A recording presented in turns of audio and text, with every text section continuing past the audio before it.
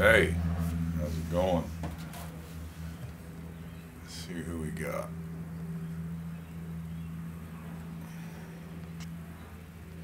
It's the first time doing live, so excuse me while I figure it out. Loof. Hey, how's it going in Mexico? John Coffey, how you doing, sir? Doing pretty good. Just getting home from work, grinding out the day job, man.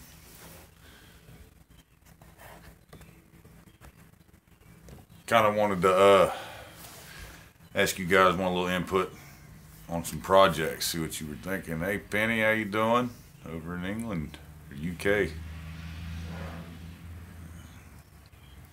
I want to kind of give you guys the opportunity to tell me what you guys would like to see me make. Scott Grundy, Northern Ohio. How's it going? You guys doing all right?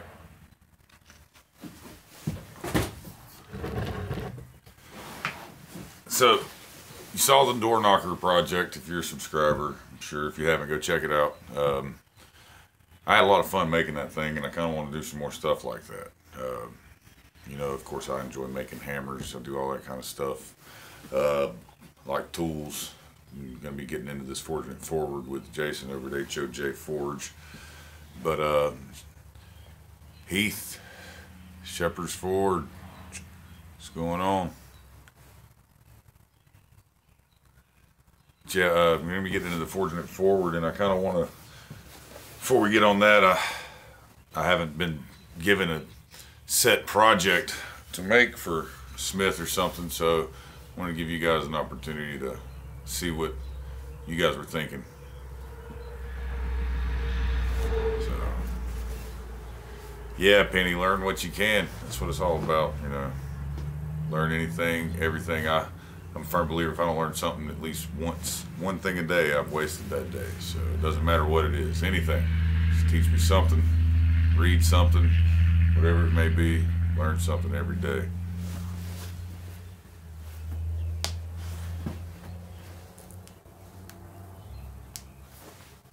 Let's see here.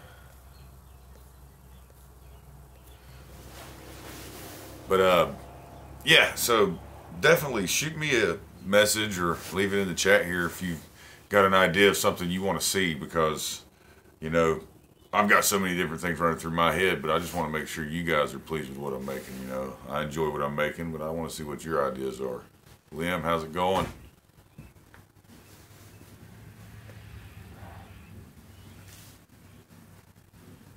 I think a lot of guys are lacking good hammers, at least this kind of what I've been hearing. Yeah.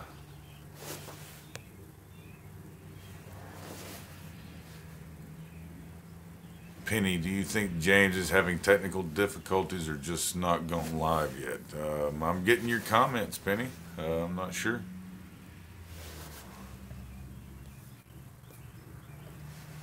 Let me know if you guys are having issues. It's the first time I've done live, so I don't really know how it works. Maybe I'm talking to a blank screen right now, but you guys are responding to my comments. Yeah, lacking good hammers, that's definitely an issue, Shepherd's Forge, for real. I think that a lot of guys think they just go out to Home Depot and get a hammer. Yeah, those will do great starting out, but what they don't understand is the steel that they're made of and how they're heat treated. They don't understand, they don't know the process of what that hammer was designed to do, how it was tempered back. Maybe it was designed to hit rock. Maybe it was designed for a brick. Maybe it's designed for driving nails. You never know what the temper is in that steel, and you're going to find that you go and buy like a 2.5 pound cross peen hammer from Lowe's or Home Depot, and you're going to go work on some steel, and as a beginner you're going to miss strike. You're going to hit your anvil. I know I definitely did. I chipped the shit out of my anvil all the time, but the problem with that is it's softer than the anvil face, so it might have dinged the anvil, but it also dinged your hammer, and that's going to transfer into your work later. You're going to start noticing that you're either going to be dressing your hammer a lot on your sander, you're going to do a lot of sanding on it, or you're going to want to go get another hammer. And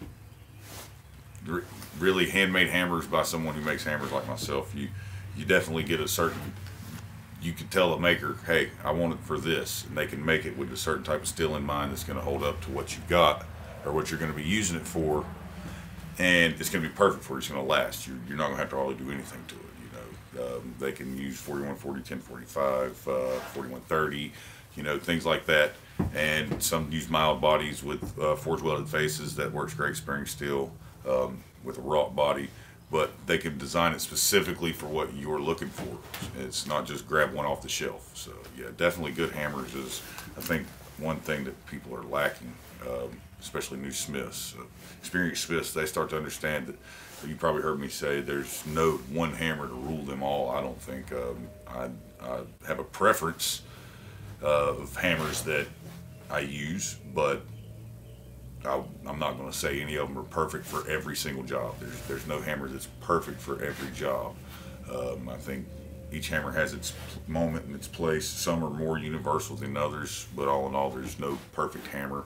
And any blacksmith that has any experience will tell you that. You'll soon find that out too as a beginner. You're going to be making something and you're like, man, I just can't get into that shoulder right there where I want to with this rounding hammer. As much as I love a rounding hammer, sometimes you just can't do what you want to do with it. Jason, HOJ Forge, what's going on, brother? How's it going? Peter Tricker, hey James, new to your channel just this last week. Absolutely love the anvil door knocker. For your information, I'm watching from the UK, as is Penny Brown. Awesome, Peter. That's great. I love the door knocker as well, man. I had a lot of fun, and that's one of the reasons why I was making this video, because I know a lot of people enjoyed that, and I wanted to ask you guys what your thoughts were on, what you would want to see me make, so to speak. Let's see. Let's catch up on some comments. A good starter weight anvil. A good starter weight anvil. That's a tricky question, Liam, because it depends on what you're looking to do. If you're just trying to pound out knives,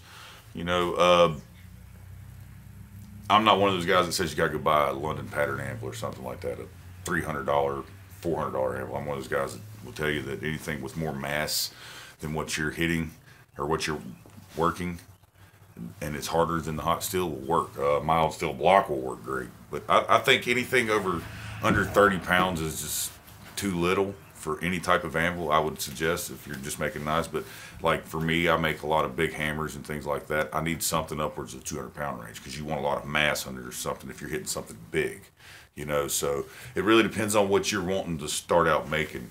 I would suggest somewhere in the 75 to 100-pound range for a good starter anvil, which will allow you to make your knives as well as tooling and bigger things of that nature, and then you can decide if you want to go with a bigger anvil to make bigger things. Make sense? Trying to learn all I can as well, trying to get enough knowledge to do the metalworking merit badge for local scouts. That's awesome. You're a scout, Scott? That's awesome. All we need is Big Dog. Yeah, John. If he came to my little channel, I would be happy. Skip Hagee, thanks for your help with welding a braided handle to a piece of stock. Screwed it up, but learned a lot. Still working on it. Love the knocker. Thanks, Skip. Yeah, I seen you comment the other day, and I think Jason in their Big Dogs video in their live stream asking if they had any advice on that. And yeah, I hope it helped, man. It's the first time I'd ever tried to put the braided handle on a coal rake or something like that, and it worked pretty well.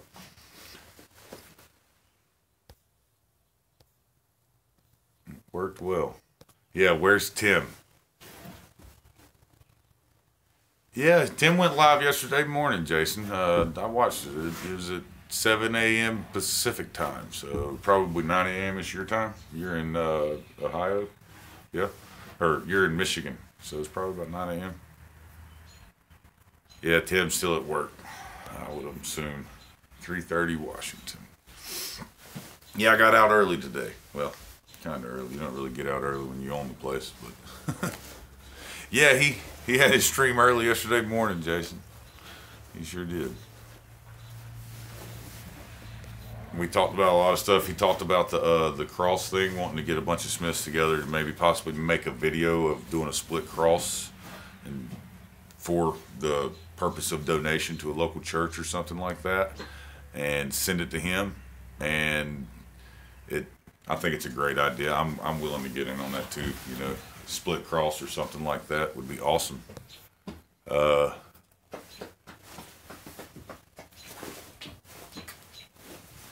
quiet, son.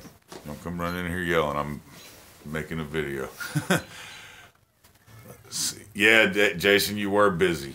Definitely. I like the knife, brother, and it's a shame that thing jumped off the handle on you into that water bucket. Man, that sucked. Technical difficulties. Are you talking about my son running in? He was getting ready to run in here. Yeah, it definitely is fun. That was a nice knife, man. I like the profile of that blade. That thing was awesome. That thing. Yeah, definitely. Is anybody else having issues hearing me?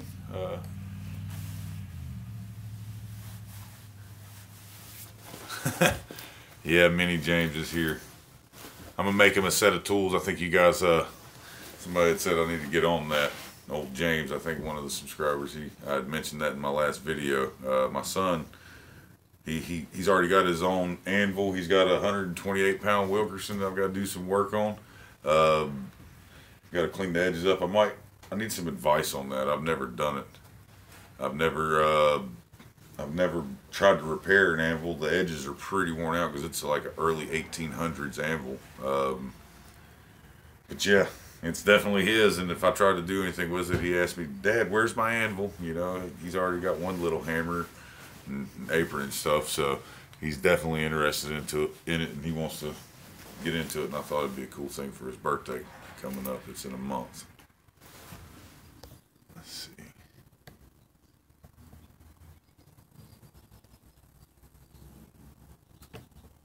It's cool.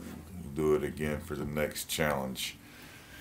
Yeah, also, Jason, I joined the Warp Blacksmiths Challenge page today. Hopefully, I can get in on that. I think that's a cool idea. That sounds right up my alley, making weird, quirky things like that. Because it's weird having ideas in your head and being able to make them come to life. So I've got a couple more ideas, I think, for a water mill type decorative thing. Just a little backstory on me. I own a hardscape company in North Carolina. We do a lot of hardscape patios. A lot of people buy fountains and stuff like that, and they like little trinkets and stuff in them. And I've made a few of them. I didn't make any videos of that. Was pre YouTube, but I got a couple projects coming up that I would like to do and make videos of. So that's kind of the path I'm going down, is making things like that. I'm more of an ornamental blacksmith. I'm not much of a bladesmith at all. So I can make a knife, but do I enjoy it? There's too much grinding and stuff like that. I wish my kids showed some real interest in it. My teenager was my striker one time. Got hit by a little piece of hot forge scale and never wandered into the forging. Yeah, forge scale will get you, that's for sure. My son got burned one time, and was quite surprised. He was back out there 20 minutes later. And it wasn't bad. It's just like you said, a piece of forge scale. He was standing a good ways away, but when I was doing a little forge welding, it got on his neck when it went down his collar. And he disappeared for a little bit, and he came right back. I was impressed. So he shows a lot of interest in it. So pound that like button. 10 people watching. 5 likes. Shame about the triple twist and poke dive into the water bucket. Yeah, I seen that this morning. I watched it when I got up. Man, I was bummed when it did that. I drew up just like you did as soon as it happened, Jason. I seen it come across your face like, holy crap, what do? It's in the water. Yep, I felt the exact same way for you, brother. Move the dang slack tub. Yep. I keep my oil bucket closer to my anvil than I do my water tub, because I've had that happen before with a piece of spring steel, and mine didn't just get a hairline crack. Mine actually came apart in about 6 pieces when it fell in, so it didn't make it.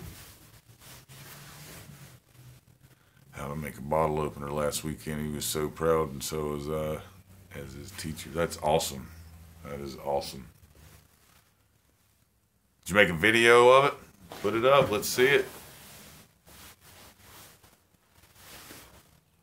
Hey, that's a testament, Jason. I mean, your heat treat was still great, even though it had some hairline fractures in it from that, some stress fractures from the water. That's a testament to the heat treat, brother. You know, not only that, You can't really say for certain that they weren't there until the heat treat because it's a leaf spring. They get stress fractures in them during use, and sometimes you don't see it until you heat treat it and bring it out of the temper and you see the cracks. So you can't say for certain. I mean, it may or may not have happened when it fell in your water, but it definitely sucks that it fell in your water. Because I've had leaf springs that I'll be forging them that were old leaf springs off of a truck, and they come apart while I'm forging them from stress fractures in them. You know, so it just depends on how used were those springs before you tried to make a knife out of them. Yeah, John Coffey, that's what I was saying. It may not have been something from the water per se. It may have been a stress fracture from just the use of the spring is all. So either way, awesome knife, bro. I mean, it was beautiful to say the least. It definitely was a beautiful knife and performed what didn't come apart. So, but yeah, like I said, I made the video. I want your ideas. Throw some ideas at me, guys. I'd like to see what you have in your mind. See if I can bring it to life for you. That's what I enjoy doing. That's what I do with my patios. I design them all myself. I put them on computers for the customers and let them see everything from start to finish in a 3D rendering and things like that. So it's kind of how my brain works. I like to bring things to life. I'm a creator. I like to make things happen. So, but if you got any ideas, shoot me a message.